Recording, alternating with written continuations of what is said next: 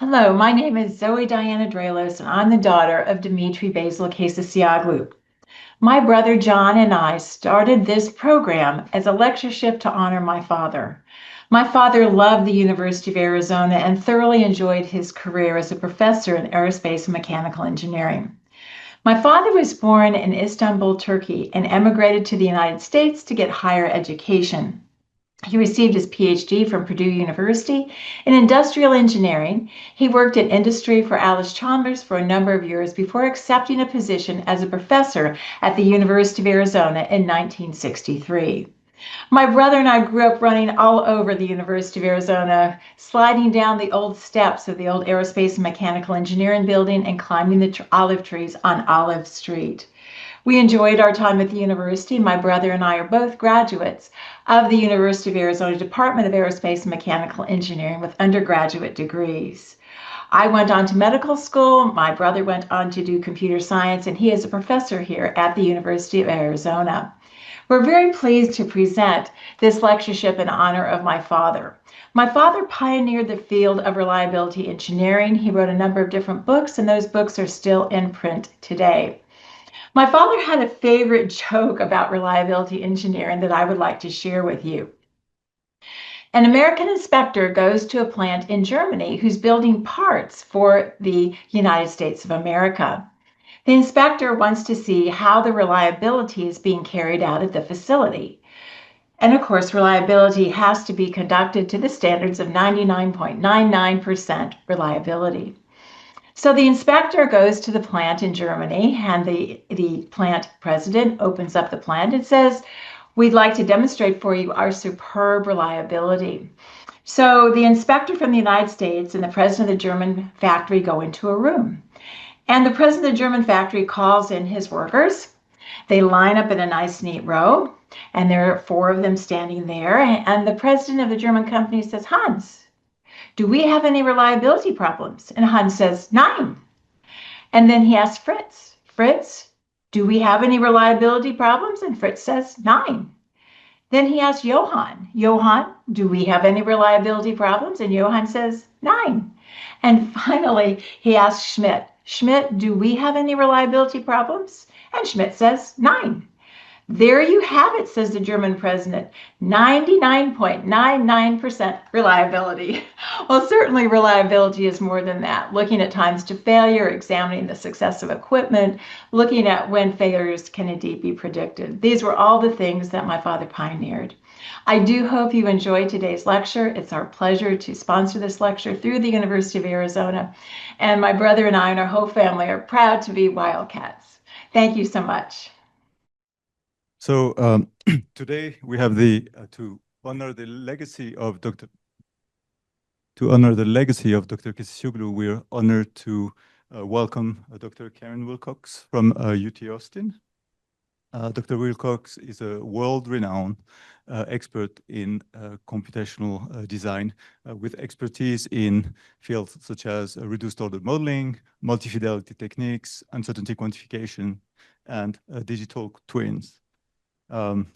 She's, in addition of being a professor in aerospace engineering and mechanics at UT Austin, she is currently the director of the Oden Institute for Computational Engineering and Sciences, and she also serves as the associate vice president for research. Before joining the Oden Institute in 2018, she was a professor at MIT for 17 years. Prior to that, she has also industry experience at Boeing. She's received numerous awards and titles. Among them, in 2017, she was awarded a member of the New Zealand Order of Merit for services in aerospace engineering and education. She's also a member of the National Academy of Engineering, and she's received numerous prestigious awards. I'm just going to cite two of them. The J.T. Oden Medal in 2023 and the Theodore von Karman Prize in 2024. We are absolutely delighted that Dr. Willcox accepted our invitations. So please join me in welcoming Dr. Willcox. All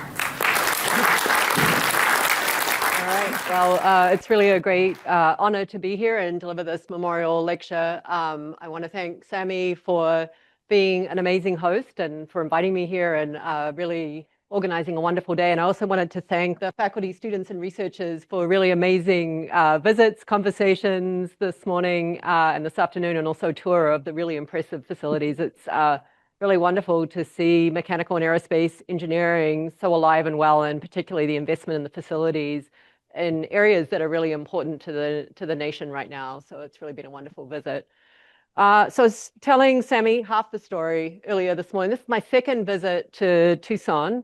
My first visit was 2001, so 24 years ago, quite some time. And the reason that I came here was because, put up your hand if you have been to Willcox, Arizona. It's about an hour east of here. So you might notice, and now you will never forget this Willcox, Arizona has two L's. And as somebody who has lived her life for decades of people dropping an L, and you can blame autocorrect, having my name spelt wrong, when I discovered, and I don't remember if it was me or my dad, that there is a Willcox, Arizona with two L's, of course we had to go there. So it was actually in 2001 when I had just finished my time at Boeing in Long Beach, and I was driving back to Boston to start my faculty position at MIT. So my brother and my sister joined me, and on our road trip from LA to Boston, we took a detour south, stayed in Tucson, and then visited Willcox. So here you have three Willcoxes, each with two L's, visiting the Chamber of Commerce in Willcox. It was really, really fun. So it's great to be here back in Tucson, Arizona, in a place that knows how to spell Willcox. And you guys will never, if you ever cite any of my papers, will never get it wrong because you'll remember that. All right, here's the plan for today. You saw the title of the talk, really talking about computational foundations of digital twins. I wanted to start out just with a little bit of what do we mean by the phrase digital twin. It's a phrase that I'm sure people hear a lot these days. And really maybe highlight some of the research needs and some of the motivation for the things that my group works on. I will then really briefly, and I'm very sorry to all the people today who told me they were really interested in the reduced order modeling research. I'm going to give just a tiny little teaser for some of the work that we do in reduced order models, which play a really important role as computational building blocks for all of the digital twins we do. But I really will spend most of the talk in the spirit of reliability engineering, talking about our work in trying to embed verification, validation, and uncertainty quantification in digital twins, because this is a really important topic where we're doing some stuff, but there are many, many open and very important research challenges that need to be addressed before digital twins can really come to have the promise that we all hope they will deliver on. And then lastly, the fourth part, if I have time, I'll probably go through that one very quickly. Just a little bit of an outlook and some of the work that is going on in my group right now, where we're trying to move towards different formulations for digital twins that really get at the complexity and scalability, again, with a view to going beyond academic problems and getting digital twins out into the real world in a way that's both trusted and scalable. All right, so let's start at the beginning. What is a digital twin? The definition that I'm showing you here is a definition that was landed on by a National Academy's study on foundational research gaps and future directions for digital twins that I had the honor of chairing. This study issued its report right at the end of 2023, so just a little under 2 years ago. And maybe I'll just read the definition. A digital twin is a set of virtual information constructs that mimics the structure, context, and behavior of a natural, engineered, or social system or system of systems, is dynamically updated with data from the physical twin, has a predictive capability, and informs decisions that realize value. The bidirectional interaction between the virtual and the physical is central to the digital twin. So this definition actually is in very large part based on a definition that came from the aerospace engineering community through a community working group. And we made some changes to that definition to really recognize, I should say, that this study comprised engineers, earth scientists, medical doctors, mathematicians, statisticians, computer scientists. We're really trying to come up with a definition that would reflect the application of digital twins across multiple applications, including outside of engineering. And then we really wanted to emphasize the bidirectional interaction between the virtual and the physical, as you see in the last sentence. So this graphic, which is also from that National Academies report, really sort of shows that definition and graphically shows us what is a digital twin. First of all, a digital twin really provides a new mathematical paradigm for integrating data models and decisions. And second, a digital twin is more than just a fancy hype name for simulation and modeling. And that's sometimes something that you'll hear, oh, a digital twin is just a new name for simulation and modeling. So what we're trying to get at with this diagram is that, yes, you have simulation and modeling. You have the virtual representation, which is the core of the digital twin. And by the way, this virtual representation could be your favorite partial differential equations or governing laws of physics, maybe discretized with the finite element method and your more classical numerical solvers. Or this virtual representation could be your favorite neural network-based machine learned model, or it could be a statistical data fit, a surrogate model, or more likely, it's probably combinations of all these things, physics-based models, statistical models, maybe some machine learning. So that's maybe the core of the digital twin. But now we see that this bidirectional interaction between the physical and the virtual is really, again, essential to taking a digital twin to be more than just the simulation and modeling. So what are the flows? The flow from physical to virtual. This is where we are collecting data or making observations about the physical system and feeding those data into the virtual representation so that now the virtual representation is really personalized, customized. It's really reflecting what's going on with the physical counterpart. And what's more, this virtual representation isn't static and fixed, but it can now be living. It can be evolving in time. And as the physical counterpart is changing, so too can the virtual representation. And then the flow the other way from virtual to physical, this is where we now take our customized, dynamically evolving virtual representation and we use it to drive change in the physical world.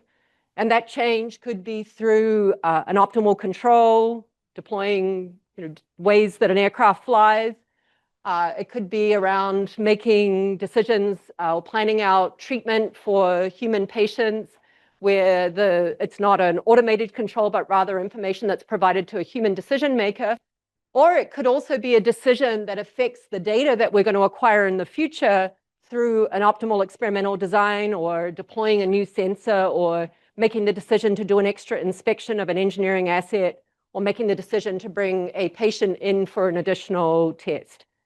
And as the picture tries to convey, it's really this continual back and forth between the virtual and the physical world, acquiring new observations and data, updating the virtual representation, using that to drive change in the physical world.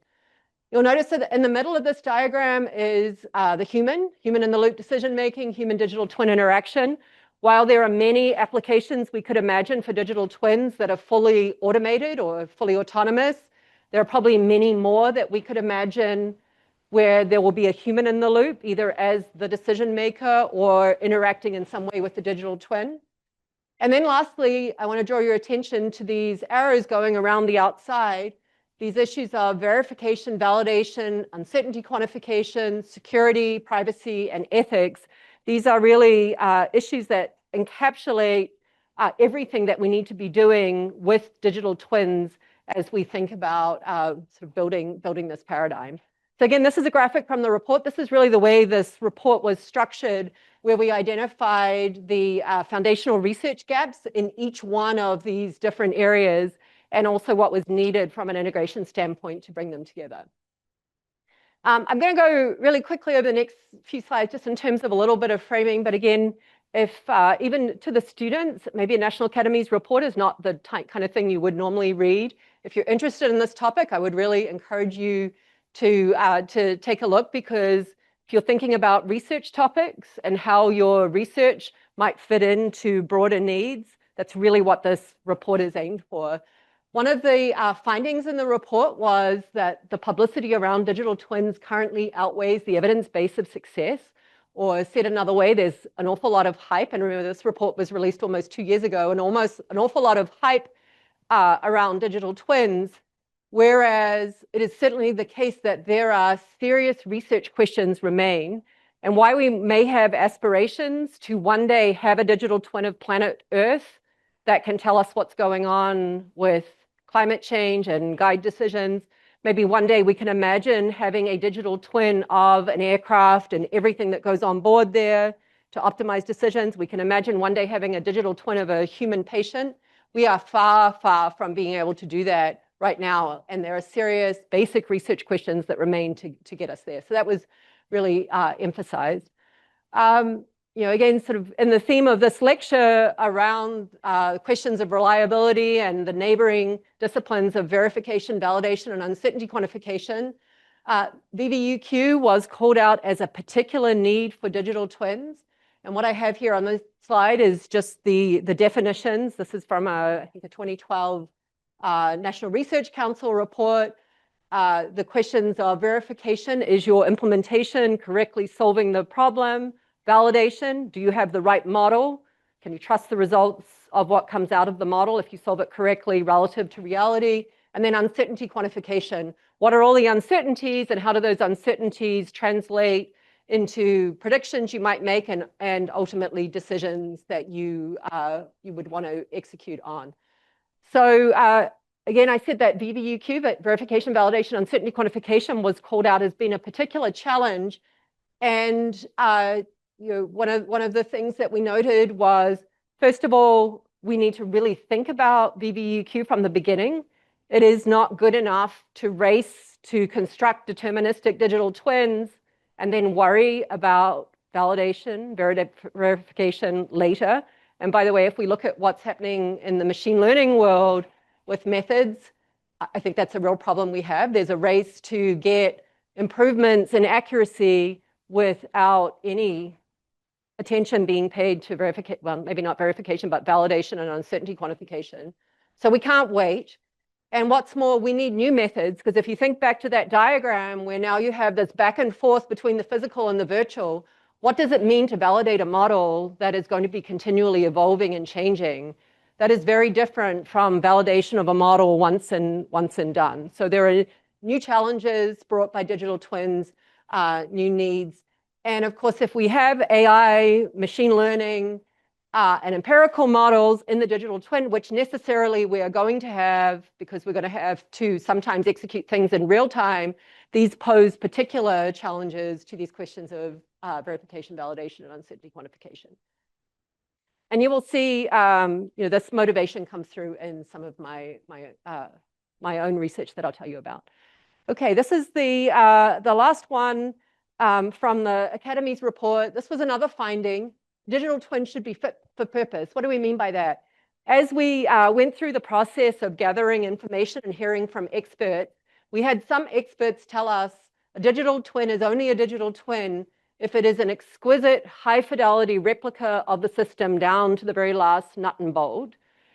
And on the other hand, we had some experts telling us a digital twin is only a digital twin if it's a surrogate model that runs in real time. And so there you have kind of the two ends of the spectrum. Where we landed as a committee was, well, the digital twin should be fit for purpose. And what that means is you have to balance fidelity, resolution, time to compute with the needs for the decisions that you are making. How good do you need the decisions to be? How much risk are you willing to sustain? How much confidence do you need to have in the predictions? And how much time do you have to compute? And while this sounds like a philosophical question, again, there are so many research challenges embedded in this, and a lot of it comes back to uncertainty quantification, because in order to know whether your digital twin is fit for purpose, well, first of all, you need to know the purpose, you need to know what you're going to use it for, and second, you need to know how fit it is. In other words, you need to be able to quantify uncertainties and characterize the possible spreads, characterize the risks, characterize the confidence you have in the digital twin issuing predictions and guiding decisions. Okay.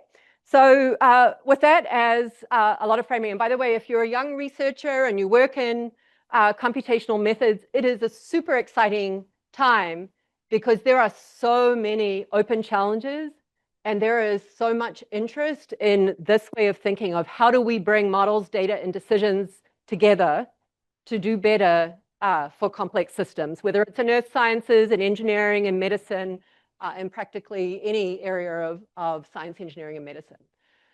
Okay, now really quickly, just a little teaser. A lot of the work in my group is on reduced order models.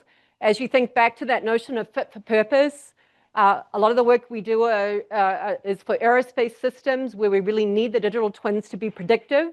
We need them to be able to issue predictions about conditions that the vehicle is not in or conditions we do not want the vehicle to get into. So we need the physics to be baked in there. We need the models to be predictive, but at the same time, we need them to run really fast. And so reduced order models play a really key role as building blocks for many of the digital twin work that goes on in my group and in a number of groups. So as I just said, the physics-based models, I believe, are essential. I am yet to be convinced that we will get to a world. Of course, I hope that one of you or someone here will prove me wrong, but I am yet to be convinced that we will go to a world where we don't need the physics anymore in order to make predictions about complex systems, particularly in engineering. So I think the physics are absolutely essential if we want to achieve predictive capabilities. But of course, they're computationally prohibitive.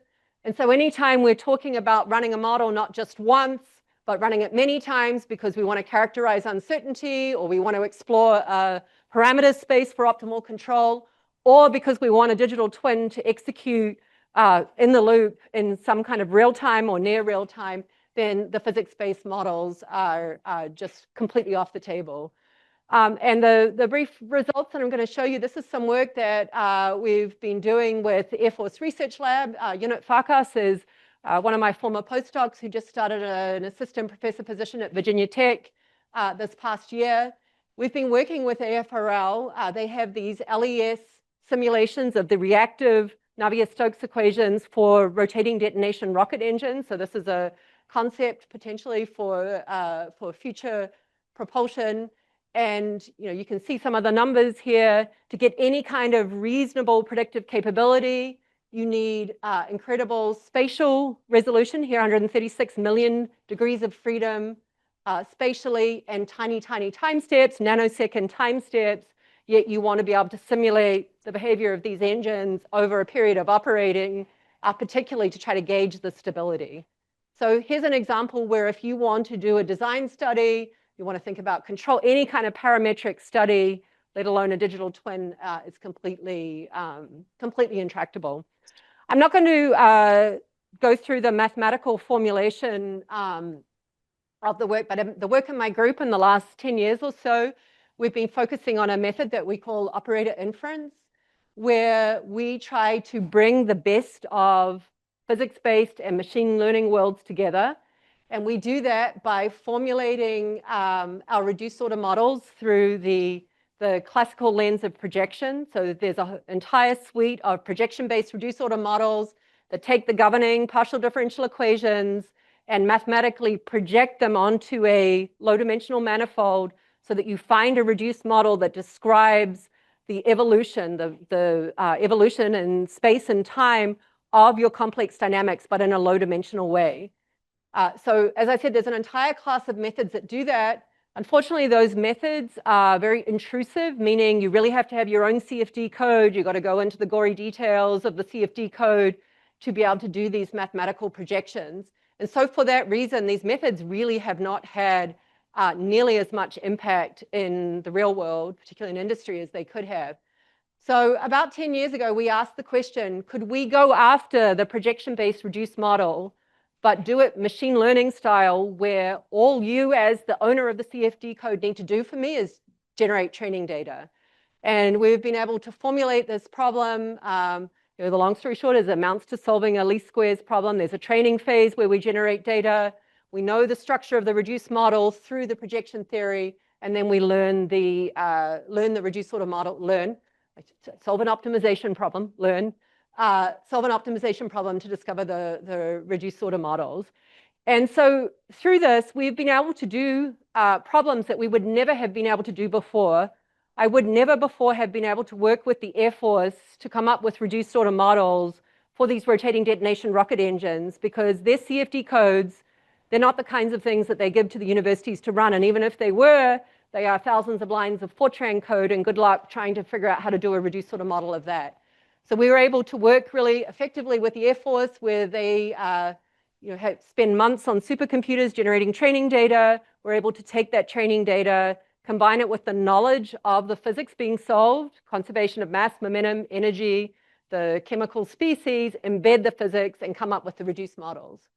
And these plots, give you a sense of what is it reasonable to expect. So first of all, we're going here from 76 million degrees of freedom, because by the way, the 130 million degree of freedom grid, when they run the codes, they cannot afford to store these snapshots. So they spend all these months of CPU time to run these simulations, and then they downsample the grid, and then they really downsample in time, and they save lower resolution versions of all of those. And that's why we're working with 76 million. And by the way, this is a big open research challenge. How would you do a reduced order modeling, sort of low dimensional structure discovery in situ while the CFD code is running, so you wouldn't be throwing away all that data?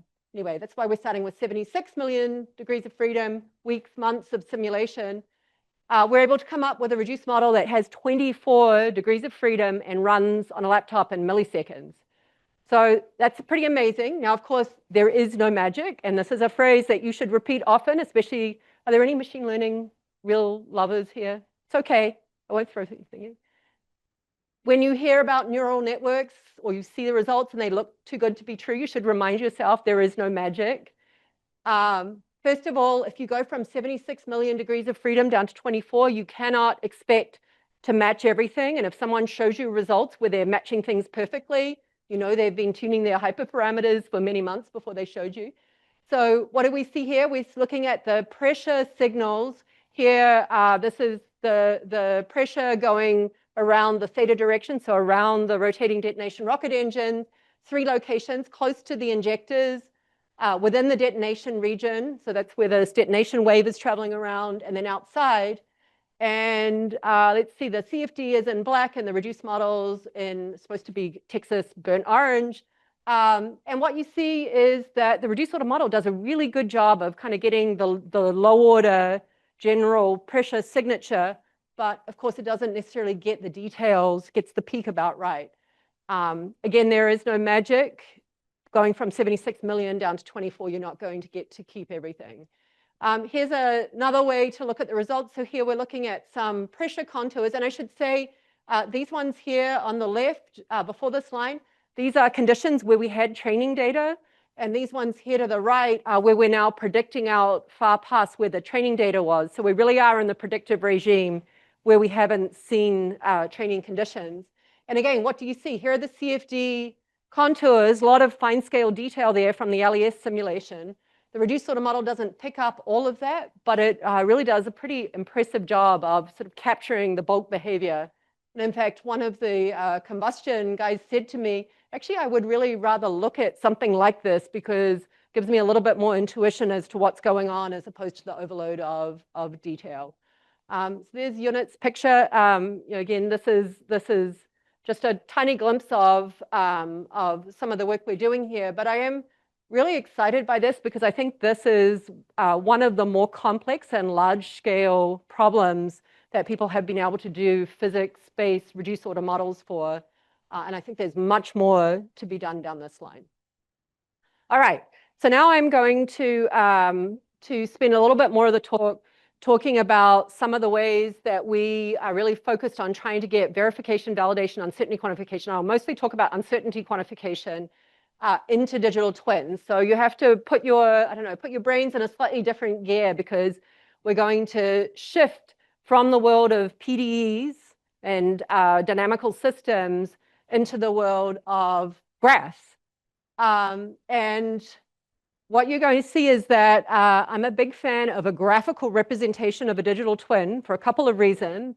One, because this is, I believe, a way to really bake in uncertainty from the beginning. And remember what I said earlier, it's not enough, I believe, to build the deterministic digital twin and then be like, oh, I wonder how much uncertainty I have and try to kind of wrap the uncertainty after the fact. The uncertainty has to be baked in to the formulation of the digital twin. That's number one.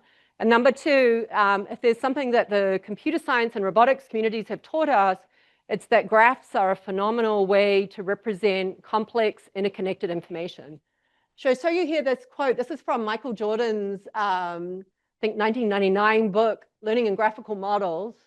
Graphical models, a marriage between probability theory and graph theory, provide a natural tool for dealing with two problems that occur throughout applied math and engineering, uncertainty and complexity. Actually, I said it like it was my idea. Michael Jordan said it when I was still in graduate school. Fundamental to the idea of a graphical model is the notion of modularity. A complex system is built by combining simpler parts. Probability theory, the glue by whereby the parts are combined, ensuring that a system as a whole is consistent, and providing ways to interface models to data. I love this quote because I believe Michael Jordan could have been talking about digital twins, but of course the term digital twin wasn't going to be coined or become sort of widely known for more than a decade after this. So graphical models, what are graphical models? Are going to be where we represent our system with entities. Those are the nodes. And these entities, nodes, are going to be random variables. So every entity in my system as a random variable has some kind of distribution associated with it. And then the edges between nodes are now going to be conditional probabilities that are representing the relationships. Again, there's just not time to tell you everything that we do. We use a multi-layered graphical formulation when we're building the digital twins.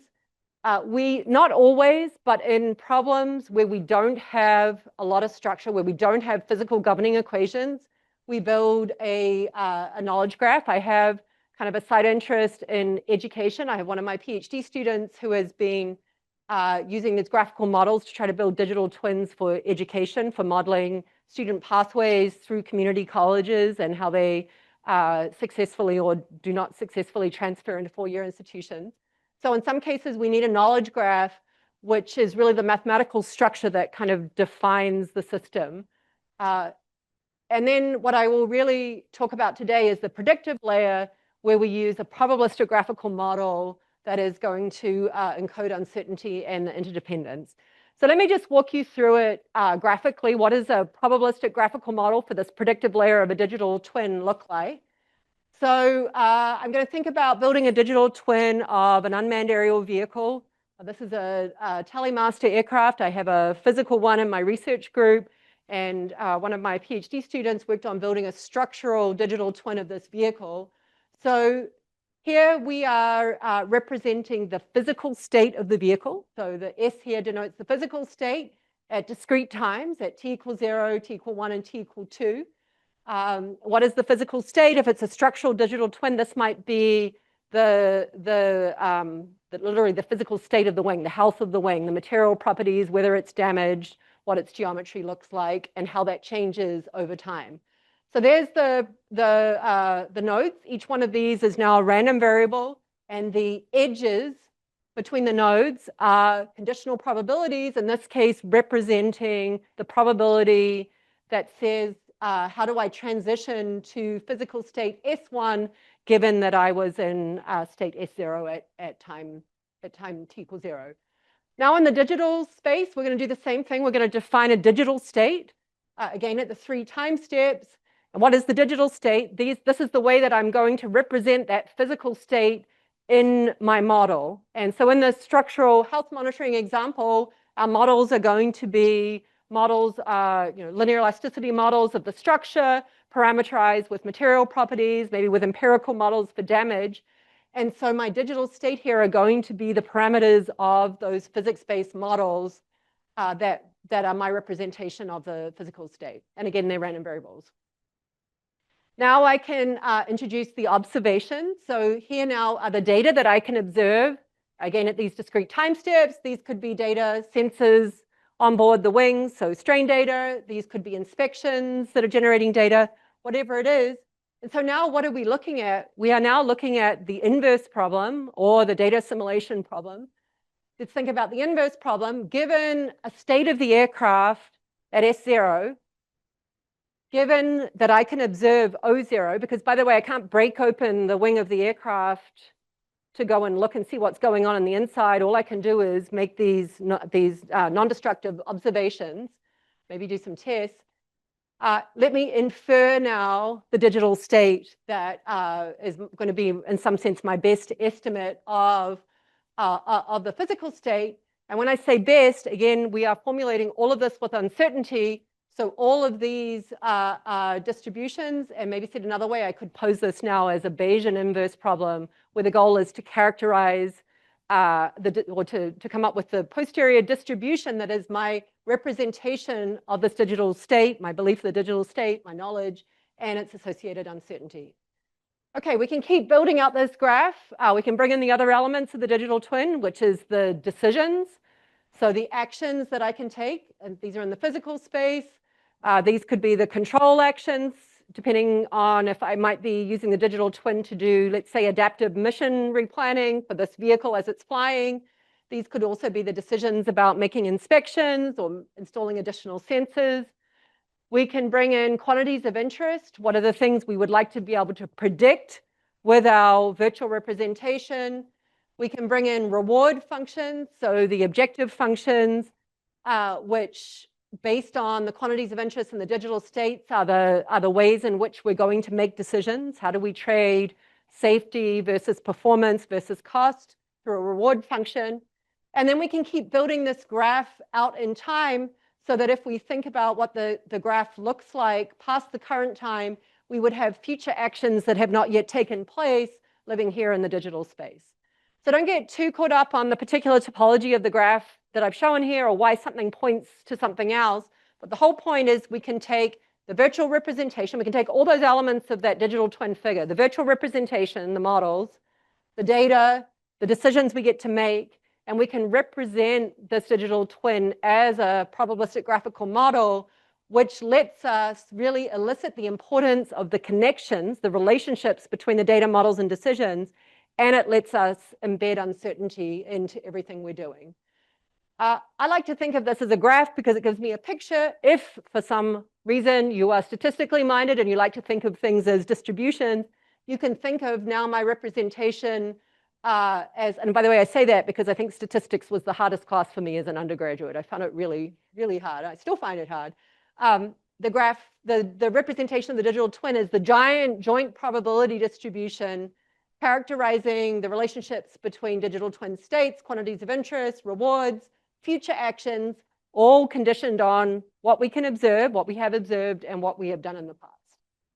And when you do this, all the digital twin tasks, so whether it's that inverse problem to calibrate the digital twin to a particular aircraft or to a particular patient, whether it's forecasting or treatment planning, whether it's some kind of learning across assets, whether it's some other kind of operational decision making, all of these different tasks kind of sit on top of this graphical model, and they all manifest in different ways. And again, visually, I sort of think of these tasks as lighting up different parts of the graph where you are really factoring this giant joint probability distribution in different ways, and then layering on, your favorite optimal control method, whether it's more classical solving an optimization problem, or whether it's something like reinforcement learning. Okay, so this work originally started, this is Michael Kaptein, who was actually my last PhD student at MIT, and this work started in his PhD. Michael was a research associate in my group up until just a couple of weeks ago. He's now moved to another group at the Oden Institute, where he's going to be building digital twins for medical applications, and you'll see a connection with that in just a second. And I had mentioned the Telemaster aircraft, so we had looked at the structural digital twin for real-time adaptive mission replanning in the face of damage for that application. Some of the more recent work, and again, I don't have time to go into the gory details, but Luan Huang, who is one of my current PhD students who is about to defend her thesis, has taken this probabilistic graphical model and shown how that can then be a foundation for doing formal verification. So the formal verification methods, these are the methods that do sort of all the automated model checking of all the different states that your system can get into. This is a big part, for example, for any safety critical systems for flight software. In the digital twin setting, you can imagine you have some really interesting verification questions because, again, think back to this picture of the continual back and forth. What happens when a sensor measurement is delayed and comes in after the digital twin is updated, and then you get an old stale sensor measurement? You know, what do you want your digital twin to do? If you haven't thought through that design of the communication implications of the bidirectional interaction, then you could clearly be in some trouble. So thinking about how you could verify those kinds of implementations, but even going beyond that and asking the question, what actually are the communication requirements? What kind of data quality and update rates and bandwidth do I need to design into the digital twin? And that, of course, is going to depend, again, fit for purpose. What is it that you're being used for? How are you going to handle the model updating? What kind of real-time requirements are there going to be? So lots and lots of really interesting questions that kind of fall under the hood of verification. And what Luena has shown is that you can take the probabilistic graphical model, you can expand it. So you can, maybe if you can read this, what we're doing is representing the sensor data both in the physical world and in the virtual world, representing that what actually gets measured at the sensor might not be, well, needs to be modeled as a different quantity to what gets received by the digital twin, explicitly also modeling communication channels. And then on top of that probabilistic graphical model, you can derive a finite state machine, which is what feeds into the methods that people use for formal verification. All right, I'm going to, how am I doing on time? Fly really quickly through an example from one of my other students. So I have to ask, how many doctors are in the audience? What about medical experts? Yeah, not doctors of airplanes. As one time I was on a plane that was delayed for maintenance, and my little daughter pipes up, "Mummy, you're a doctor of airplanes. Why don't you go and fix it? Why don't they ask you to fix it?" Okay, I always have to ask that because you're going to hear my engineering version of the medical terms. One of the things that happened when I went to UT Austin was that one day the director of the Center for Computational Oncology, which sits in the Oden Institute, came to me and said, "Karen, we're really, really interested in digital twins. We've been reading your paper on the UAV structural health monitoring. We'd really like to talk with you." And I was like, oh my gosh. I said statistics was hard. I never even took biology. I said, I don't know. I don't think I've got anything to offer. Anyway, we started talking, and it's just incredible how beautiful the analogy is, not just between the cancer patient and the structural health monitoring of the UAV, but more generally between engineering and medicine. And this is something I really enjoyed about the National Academy study, was to see that, yes, within our disciplines, there are domain-specific challenges, but there are also so many cross-cutting foundational challenges where reduced order models, surrogate models, verification, validation, uncertainty quantification, machine learning, AI, all the computational technologies and the foundations, common challenges that these methods could start to address. So anyway, that led to a collaboration both with them and with MD Anderson Cancer Center, which is just up the road from us in Houston. And so I have Anirban as my research scientist, and then Graham, one of my almost ready to graduate PhD students, where we've been working with the oncologists to look at digital twin-enabled cancer treatment. And I kind of like this example because I think even if you're an engineer, the idea of a digital twin and how building this personalized, dynamically evolving model really kind of makes sense in the medical setting. And more than just sort of making sense, we can imagine, taking all the different data, assimilating it to come up with a patient-specific model, and then issuing predictions and maybe ultimately control or guidance to doctors. But by the way, the challenges they face are, like I said, very, very, very much shared with many of the challenges that we face in aerospace engineering. That yes, images generate a lot of data, but the images are incredibly sparse, especially in time. Can you imagine trying to fit a dynamical system with a time derivative when you get data once every few months? What does DUDT even mean if your two measurements are 3 months apart? right? So that's a real challenge, the sparsity of the data, especially in time. Of course, it's just like the aircraft wing. You can't just break open the patient to see what's going on. You have these noisy indirect measurements from the outside trying to characterize what's going on the inside, which is so often the case with what we do in engineering. And by the way, I have to tell you, every time I talk to the doctors, you know what they say? They say, you engineers are so lucky because you can measure whatever you want. And I should tell them, you guys need to take a walk down to the University of Arizona's wind tunnels and have a little look at how difficult it is to get really good measurements. We almost never can measure what we want. We're measuring something else and then trying to figure out what it is that we want, just like in medicine. Anyway, so this is set up. Again, just to tie it back to the probabilistic graphical model, this was kind of one of the first epiphanies. With Michael's work, we had laid out this abstraction with the physical state, the digital state, the actions, the rewards, the quantities of interest, and the observational data. And they had gone through this paper and basically taken that abstraction, and next to our UAV examples, they had put what all these things manifest like in the oncology setting. So we're able to think about this problem using this common now language of mathematics through the probabilistic graphical model. And let me go kind of quickly just sort of over these, but again, just to give you a little bit of the flavor. Again, with the imaging data, it's just like in engineering. There are a lot of different modalities. I already talked about the sparsity. What's more, I think it's just like, and by the way, I'm heavily a computational person, but I know from talking with experimentalists, with the combustion folks at the Air Force, in many cases, what you can measure experimentally is qualitative. And of course, to feed it into the digital twin, you need to somehow try to make it quantitative. This one was really eye-opening to me. I didn't realize this. State-of-the-art in tumor models are partial differential equations. They're reaction diffusion equations, which is not so far from what we see in combustion. Of course, the reaction terms are different, and the physics, the biology is dramatically different. But in terms of it being a partial differential equation that we're going to discretize with finite elements, get a really large-scale dynamical system model where we might need reduced order models to address computational costs. Again, there's a beautiful analogy there. So there's the governing partial differential equations.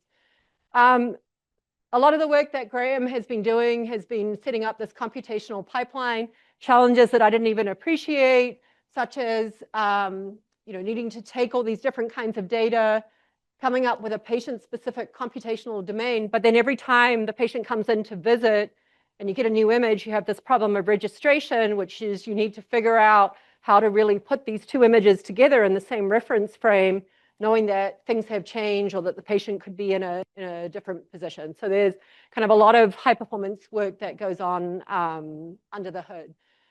Maybe just to give you a little bit of a hint of, we talked about the probabilistic graphical model that seems sort of rather abstract and at the level of PowerPoint slides. What does that then mean when it comes to the computational methods that we're using to actually build the digital twin? So here's just one piece of it, and that's that Bayesian inverse problem, which says, first of all, given our mechanistic model, we're going to be doing everything through the lens of this reaction diffusion partial differential equations. So the digital states here are the parameters of those PDE models, the initial conditions, the boundary conditions, anything about that model that I don't know or that I want to calibrate to the individual patient. So given that there's some underlying state going on for the patient, and given that I'm able to take these noisy indirect observations, how do I now update or calibrate my model to be patient-specific? So we pose that as a Bayesian inverse problem. We have to embed uncertainty. This is something that screams loud and clear through all of the medical applications. If you do not embed uncertainty, then whatever deterministic estimates you make, nobody knows how good they are. So you have to embed uncertainty. Again, the forward model, the likelihood in our Bayesian inverse problem is going to come through the solution of the PDE. There's a sort of a bunch of math and setup that goes through, we assume, Gaussian priors. What does all that amount to? This amounts to you end up with a posterior distribution. So this is now the solution of identifying the state of my digital twin, but now I'm representing it as a distribution. And maybe I jumped over it kind of quickly, but if you look at these PDEs, these parameters that sit in here, these two in particular, the proliferation and the infiltration, these vary in space. And so if they live on a finite element grid that's a discretization of a 3D human brain, these things have got hundreds of thousands of degrees of freedom. So we are trying to solve this Bayesian inverse problem and characterize this very high dimensional posterior. Again, there's a whole lot of stuff that needs to go on. By the way, this solution of inverse problems at large scale is a very active area of research. And the work that Graham's doing, we're using a Laplace approximation because Markov chain Monte Carlo is completely computationally intractable. And again, I'm not going to go through all the details of that, but I do want to sort of show you, again, to tie back to the application, some of why I think quantifying uncertainty is so important. And by the way, you can do all this stuff, but then the question of how good is it? And is the digital twin actually making predictions that are useful to the doctor and planning the treatment? This is a really, really hard question, this sort of validation question, very hard to answer. So we do what we can with available data. It turns out that there's a whole bunch of data sets that are available in the medical world. And in this particular setting, we were taking known conditions, taking data from the model, polluting it with noise synthetically, and then looking to see whether the inverse problem could characterize it. What you're seeing here is one plot of a relative error in tumor volume. Over here, this is the prior. This is this Gaussian prior that was assumed. And over here are the posteriors. So the first thing you see is that the posterior and the prior are dramatically, the posteriors have a dramatically lower error, meaning that the data in this case were actually informative and allowed you to take this generic prior, which by the way is calculated from population data, and allow you to characterize what's going on with the tumor in a way that actually does start to represent what, in this case, because we know the answer. The three curves that you're seeing here, this is where we are starting to now think about the decisions. And one of the really big decisions, remember I said that these images come very infrequently. So one of the big questions is, what would be the additional value of an additional image? What information would it bring? How would you trade that information for the cost of doing additional images? And if you were going to do an additional image, when would you do it? Because if you did it really soon after the last image, things haven't progressed too much, and so you don't gain that much information. But if you wait too long, then you don't have as much time to introduce the control, the treatment plan, and adapt it. And so there's kind of this trade-off of when you can imagine that the information would be maximized. So the three curves you're looking at here are looking at imaging fortnightly, imaging weekly, and imaging daily, just to see what the information gain looks like. Those are a little hard to see on that plot, but you can see here, and again, this is the beauty of the mathematical formulations. It turns out the Hessian, which is the second derivative of this inverse problem, the second derivative of the objective function with respect to the parameters, the Hessian encodes all kinds of information. And in fact, the eigenstructure of the Hessian tells you how much uncertainty is there associated with different directions in your parameter space, and how much can you expect the data to actually inform you about this parameter you're trying to characterize. So the decay here of the eigenvalues is actually telling you about information, and you can see here how imaging at different rates, how much more information gain do you get? And what's more, if you start looking at the eigenvectors of the Hessian, these are, so the Hessian actually is sort of playing the role of the posterior covariance here. The eigenvectors are telling you now about the uncertainty. What are the uncertainty associated with these different modes, and where is it that you're most uncertain? So sort of a lot of physical insight that can also come out of this inverse problem. Okay, again, that's just like a little teaser. There's a lot of detail that I am not telling you. Now, it's 3 minutes to 5, and so I know we have to stop. So let me just give you the 2-minute version of this last topic. because again, I want to bring you back to the bigger picture, which is how do we, so we've already talked about we need to embed uncertainty quantification, right? These digital twins, if we're going to put them out in the real world, we need to be able to trust them and we need to know how good they are. But now, how do we deal with complexity? Because what I've just shown you was really complex in the sense that the partial differential equation is very large scale and difficult to solve. But what happens if you want to build a digital twin of a complex engineering system where there are so many bits and pieces and interacting physics going on? This is something that I think is really a research grand challenge. I co-authored this opinion piece together with Alberto Ferrari, who leads a lot of the digital engineering efforts for Raytheon, for RTX, where we sort of laid out where we see some of the challenges. And you know, this idea of viewing the digital twin as an asset in its own right, just like we do for physical engineering systems, where we have conceptual design, we have preliminary design, detailed design, then we you know, go into test and evaluation, we manufacture and we operate. We need to be thinking the same way about digital assets. We need to be really intentionally designing them. We need to be thinking about, by the way, updating and maintenance. Can you imagine engineers, I don't know, designing and building bridges and then not having a plan for maintenance? We just wouldn't do it. But by the way, we do that with our software all the time. So for these digital twins, we have to start thinking of them as assets, including having plans for disposal. What happens to the digital twin and the data when you're done? And with that comes a whole lot of trade-offs. And again, we come back to this idea of fit for purpose. What kind of update rate? What kind of fidelity? How much interpretability? How much physics versus AI models? All of these are trade-offs. And what we need are the tools to be able to make those trade-offs in the design.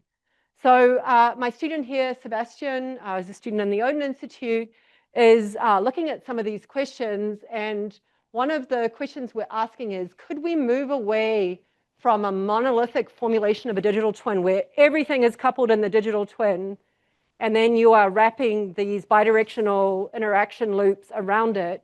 Could we move away from that and start thinking about modular digital twins where we are building digital twins at the subsystem level? So think a digital twin maybe for the propulsion system, digital twin for the structure, digital twin for the control system, and having the updates done locally, but needing to do now the coupling among the digital twins. And I'm going to go past these, but maybe just pause on this one and say that this idea of a distributed or a decentralized formulation, this is not a new idea. It has a long history in controls where people have considered, this is a figure you see from this 2014 paper, different controllers from the monolithic all the way to decentralized and fully distributed controls. And it's also a topic that has long been bubbling around in the MDO, the multidisciplinary design optimization community, where people try to do distributed optimization. All right, so let me close on this slide. And again, just reiterate that I think it's a really exciting time. Yes, there are people out there who use the term digital twin when maybe what they are doing is just simulation and modeling. And yes, there are people out there who claim that they have digital twins of complex systems when we know that we're not there yet. All that aside, there is so much interest, so much opportunity. And what I love about digital twins is that it brings together so many different elements of what we do as computational scientists and computational engineers. So I am really excited by this topic. I think it's a grand challenge, and I really look forward to some of you making some of the breakthroughs that will make some of these things possible. So thank you.